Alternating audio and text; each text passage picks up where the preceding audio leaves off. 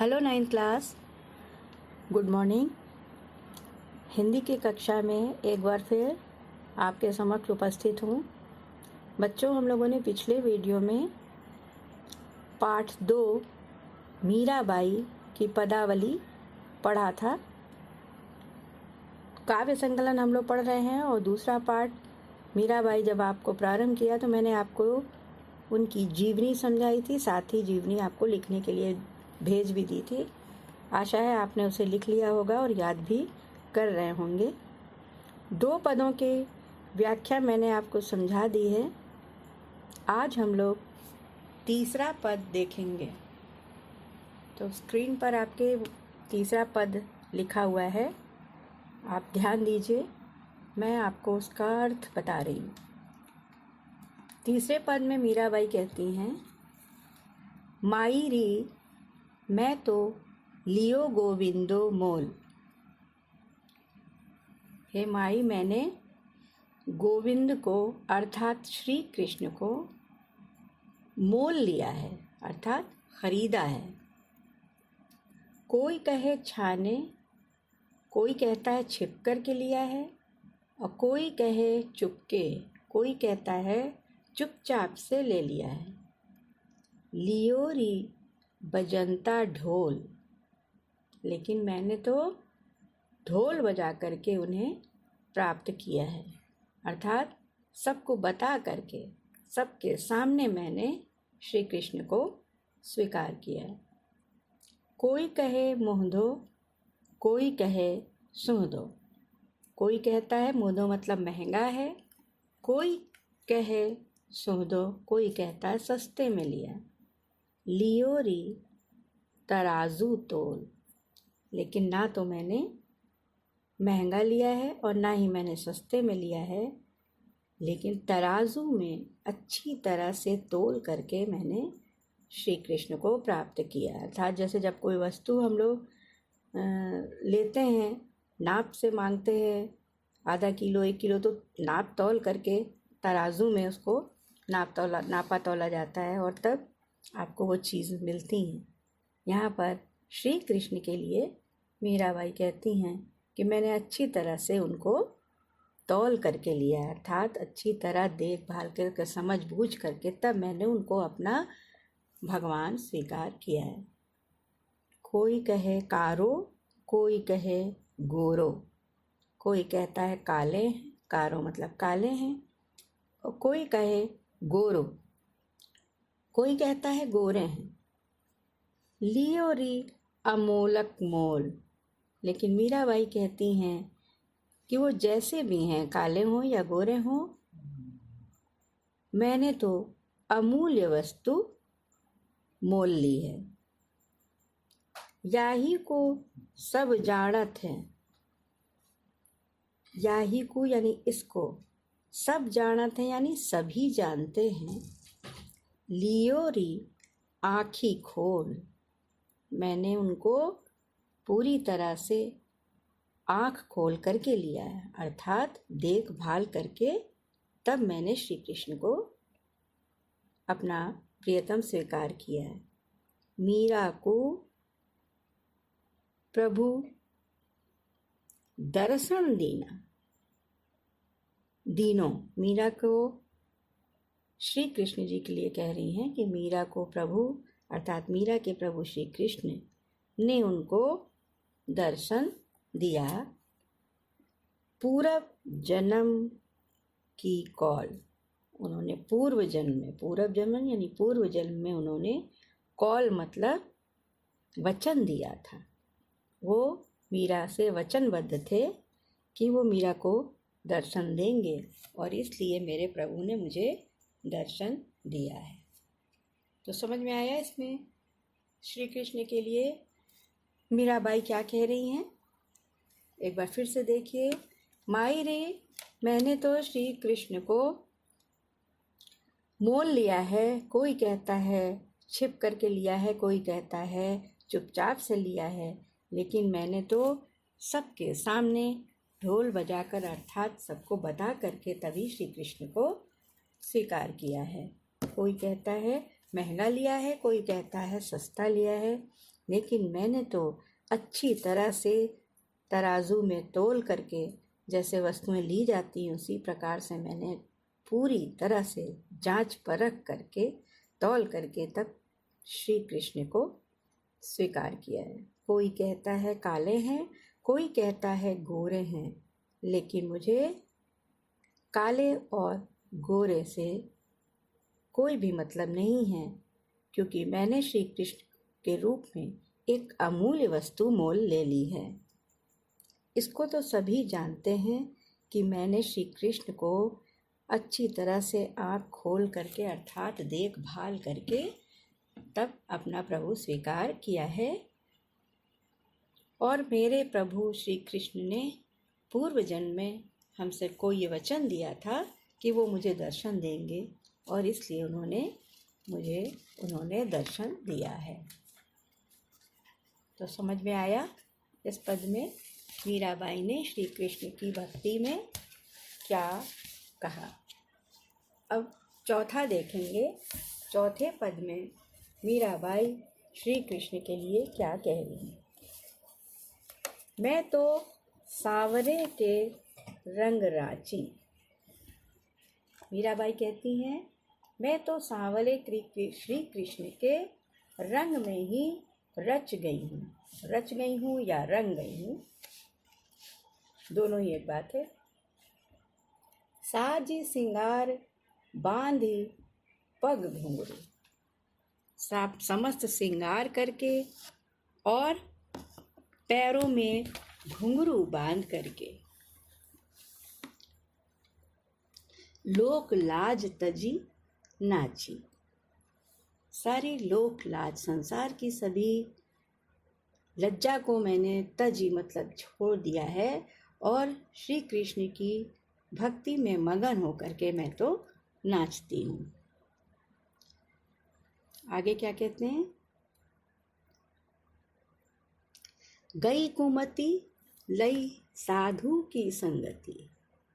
साधु की संगति लई मतलब ले करके, साधुओं के संगत में बैठ करके उनकी संगति पा करके गई कुमति, मेरी सारी ही जो कुमति मतलब कुबुद्धि थी अर्थात हृदय की जो भी अज्ञानता थी वो सब अब दूर हो गई है। भगत रूप भई सांची, और मैं श्री कृष्ण की भक्ति में ही अब सच्ची हो गई हूँ। श्री कृष्ण की भक्ति को प्राप्त करके मुझे वही अब सब कुछ सत्य दिखाई देता है, अर्थात श्री कृष्ण की भक्ति ही मुझे अब सच्ची लगती है। गाय गाय हर के गुण निस दिन। गाय गाय हर के गुण निस दिन। श्री कृष्ण के गुणों को मैं तो निस मतलब रात, दिन मतलब दिन, रात और दिन गाती ही रहती हूँ। और इस तरह रात दिन उनके गुण को गा गा करके काल ब्याल सु बाची। काल रूपी ब्याल मतलब सर्प से, बाची मतलब बच गई हूँ। काल मतलब मृत्यु के, अर्थात काल रूपी सर्प से मैं बच गई हूँ। कहने का तात्पर्य यहाँ पर है कि मैं अब जन्म और मृत्यु के बंधन से छूट गई हूँ। किस प्रकार छूट गई हूँ? श्री कृष्ण के भक्ति के गुण गा गा करके। उन बिन सब जग खारो लागत। अब मुझे उनके बिना ये सारा संसार खारो लागत, खारा लगता है अर्थात व्यर्थ लगता है। जैसे पानी होता है ना, कहते हैं मीठा पानी है, खारा पानी है। एक मीठा और एक पानी में मिठास रहती है, एक पानी जो रहता है वो खारा सा लगता है। जैसे समुंदर के पानी को आप पी नहीं सकते, वो पानी खारा के लगता है। तो इसी तरह से श्री कृष्ण के प्रेम के लिए मीराबाई कहती हैं कि मुझे अब उनकी भक्ति ही मीठी लगती है और उनके बिना मुझे सारा संसार व्यर्थ लगता है।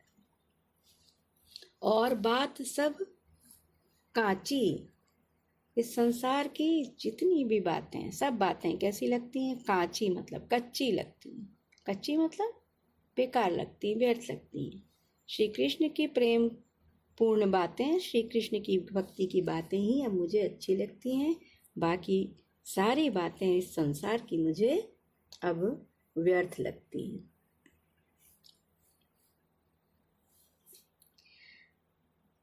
मीरा श्री गिरधरन लाल सो भगति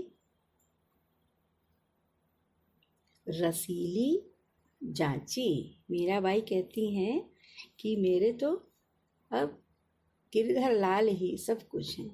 श्री कृष्ण की ही भक्ति जो है मुझको रसीली लगती है और बहुत ही जांची मतलब जचती है। जचने का मतलब अच्छी लगती है।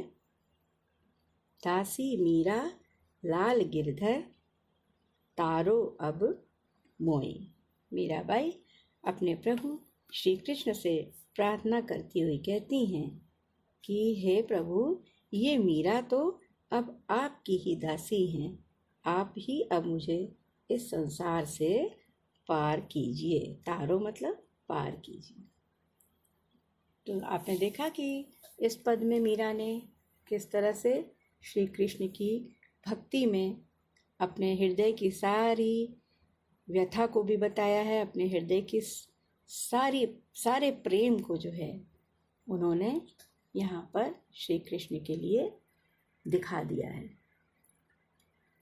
एक बार फिर देखिएगा, मीराबाई बोल रही हैं, मैं तो सांवरे के रंग में अब रच गई हूँ, श्री कृष्ण के रंग में ही रंग गई हूँ और श्रृंगार करके पैरों में घुंघरू बांध करके अब मैं तो लोक लाज को त्याग करके उनके लिए ही नाचती हूँ।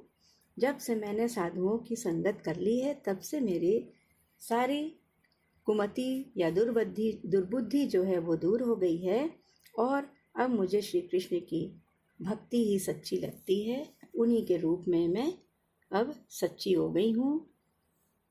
गा गा करके श्री कृष्ण के पदों को, गुणों को, मैं श्री कृष्ण के ही भक्ति के, प्रेम के गुणों को गा गा करके इस काल रूपी सर्प से बच गई हूँ। अर्थात इस जन्म और मरण के बंधन से मैं छूट गई हूँ।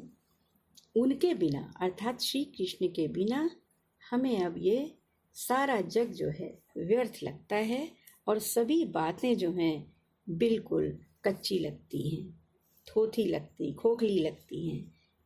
मीराबाई कहती हैं कि लाल गिरधर की ही भक्ति जो है अब मुझे रसीली लगती है और बहुत ही अच्छी लगती है। मीराबाई अपने प्रभु श्री कृष्ण से कहती हैं कि हे प्रभु, ये मीरा आपकी दासी है और अब आप ही मुझे इस संसार रूपी भवसागर से पार लगा दीजिए। तो समझ में आया? आगे देखिए, 5वें पद में मीराबाई अपने श्री कृष्ण के लिए अपनी हृदय की कौन सी भावना को स्पष्ट कर रही हैं। इस पद में मीराबाई कह रही हैं, मेरे तो गिरधर गोपाल दूसरो ना कोई।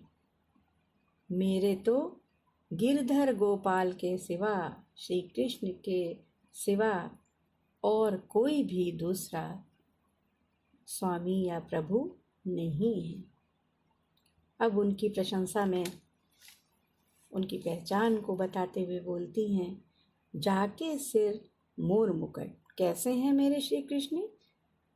जिनके सिर पर मोर पंखी का मुकुट है। और कौन है वो मेरे? मेरो पति सोई, वही मेरे पति हैं। मैंने मीराबाई की जीवनी में आपको ये समझाया था कि मीराबाई अब श्री कृष्ण को अपना सर्वस्व मानती थी, अपना प्रियतम, अपने पति के रूप में, अपने प्रियतम के रूप में उन्होंने उनके प्रेम की चर्चा की है, उनके प्रेम को दर्शाया है, उनके प्रति अपनी भक्ति को दिखाया है। तो यहाँ पर मीराबाई उसी बात को स्पष्ट करते हुए अपने हृदय के भाव उजागर कर रही हैं कि मेरे तो श्री कृष्ण के बिना और कोई दूसरा स्वामी नहीं है।